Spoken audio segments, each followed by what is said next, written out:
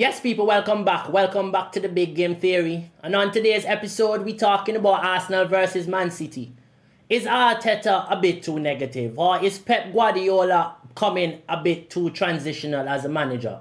What's really going on with both managers' tactics? You know, we saw a 1-1 draw, and it was a game of both halves.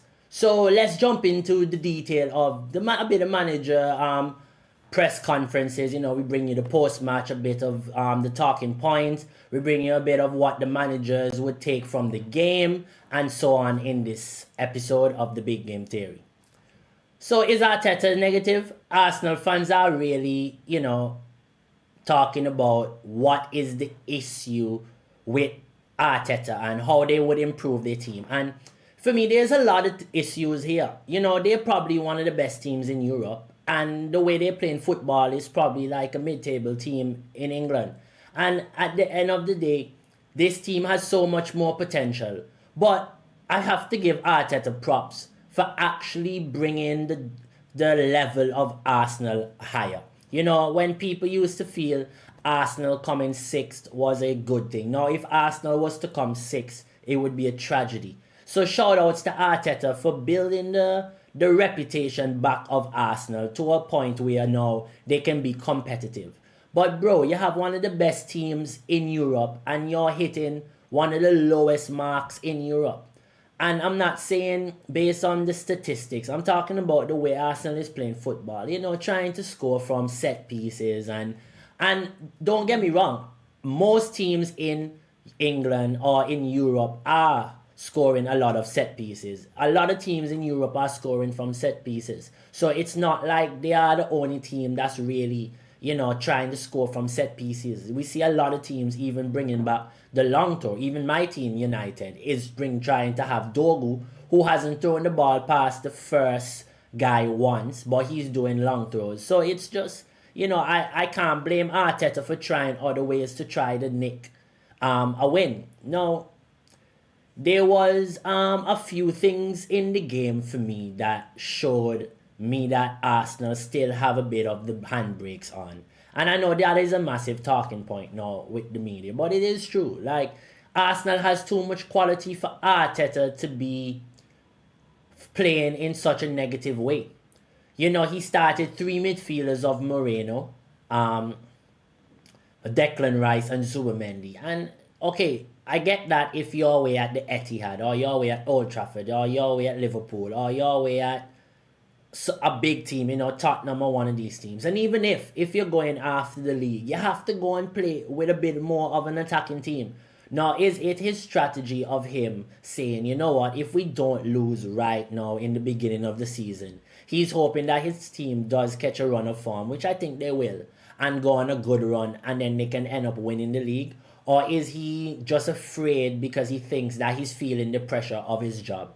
You know, there's a lot of questions being asked in this whole situation here with Arteta. It's real, like he's really have his backs against the wall. Now, in terms of the three midfielders he started, that was already a clear indication to me that he was going to play in a bit of a negative way. And he had to change it at halftime by bringing on Eze to make sure that he brought on another dynamic. Now, a lot of managers have said they start the game a certain way, and then they have a way of thinking for the way they want to end the game. It's not only Ruben Amorim is the only manager that thinks that way.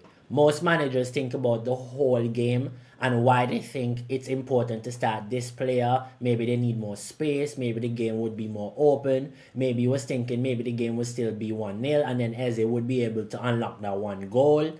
So maybe all these things could have been rushing in his head, right? But the reporter asked him about the situation with the three midfielders, and he had this very stupid answer for me personally. He could have given them a tactical analysis on why he thought that, they're not an option and why he started the game. But instead, he clapped back about him doing. Just listen, because I don't even know what to tell you at the moment. Sorry about that. Analysis of what you thought that midfield three could do instead of maybe giving. Because I thought it was the best one to start the game. Okay, Ed, can we go? Nobody asked me about the midfield in Bilbao. Nobody. Well, I guess Yeah. it's a different game. Yeah, that's why. But it's the same midfield. So why did you keep it? For this Because I believe it was the best thing for the team. Okay, Ed, Guardian. Just, Michael, just on Jokeres, didn't have any shots on the Now, he could have just answered the question. He could have actually just given them a proper analysis of why he thought that there was... Okay, he could have just been like, listen, and I know I always advocate for managers to tell reporters to F off, yeah? But at the end of the day, he could have given a tactical analysis because this was his opportunity to explain and take a bit of pressure off of his team. He could have explained then, he could have said, hey, listen, I started these guys because I thought that I would have been able to keep a certain structure, Simple. Because you're under pressure. So now is the time where you try to alleviate that by managing the media. Don't say that you thought that this was the best option. Yes, we know you're the manager. This is why you picked the team. At the end of the day, if your coaches tell you 50 things, you are still picking your team based on what you think. But that doesn't mean that allows you to be not explaining why you're putting more pressure on yourself. You're literally putting a lot more pressure on yourself, talking about you decided. We know you decided. You're the manager, but why did you decide to play these three guys? You could have answered the question. I think it was a good question to answer. And this is why a lot of people say that he's feeling pressure and why Arsenal fans are actually having it with him. You know, why didn't he not start Why did he start Saliba over Mosquera? Mosquera was having a good run of form. You know, how are you scared to play Eze in front of a Moreno? Why did you buy Eze in the first place? Why are you spending so much money in a player to put him on the bench because you're scared? It doesn't add up, Arteta, and there needs to be better from you as a manager because you have a really good team. And at the end of the day, as much as I hate Arsenal fans, I do like the club. I actually think it's a really good club and I respect them for backing Arteta for a very long time. Even after years of him being unsuccessful, they never dealt with the media. Even when the media was saying they broke, they don't like to spend money. They spent 100 million on a midfielder. And to be fair, Declan Rice is a good midfielder now. Do I think he's 100 million? Nah, but that is what West Ham evaluated their best player at after they won a European Cup for so many years. So his value just went up all the way. Yeah, just like David Moyes' value went up because as soon as he was out of a job and one came up, he was in the mix for the name. So as much as Declan Rice benefit, David Moyes benefit. That's what happens. You know, Jared Bowen now is an English international because of him having good games for Everton and his stock going up for winning a European championship. So there is benefits for everyone when they win. And this is why Arteta needs to try to win. Now, what's going on the other side with Pep Guardiola? I understand for them it has been that he has not been playing the best football. Now, Man City has never had a really good start to any season. But this season, it's been really poor and not really based on what Pep likes. What Pep really likes is to have a good team, good quality, and have a team full of players that are a bit more technical than what he has. So do we think Pep is becoming more of a transitional team? It could be. It could be the fact that he is becoming a bit more pragmatic. He is starting to play a bit more long balls. He is not trying to have possession for as much as he can. And this is a real good thing for see if Pep is a really good manager because he has a bunch of players that's not really his but are full of quality. Can he bring out the best in them? Now, Doku is a freak. Jeremy Doku is a freak.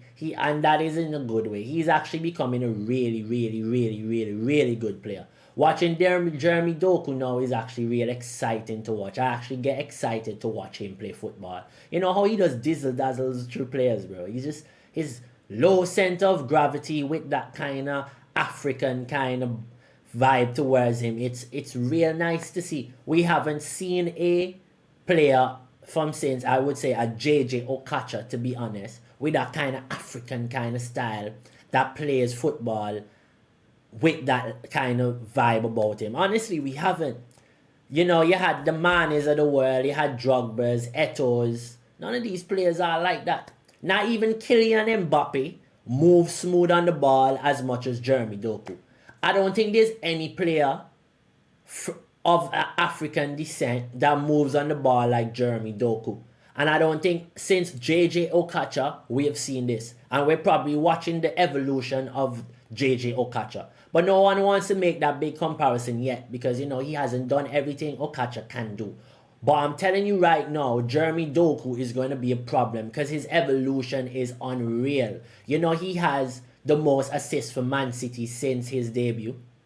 A lot of people don't even realize this. And also, not only that, but what he is doing in terms of he's now not only a winger, but he's inverting. He's coming inside and linking up play with the striker, going to the right side, becoming such now a more of an attacking, creative player.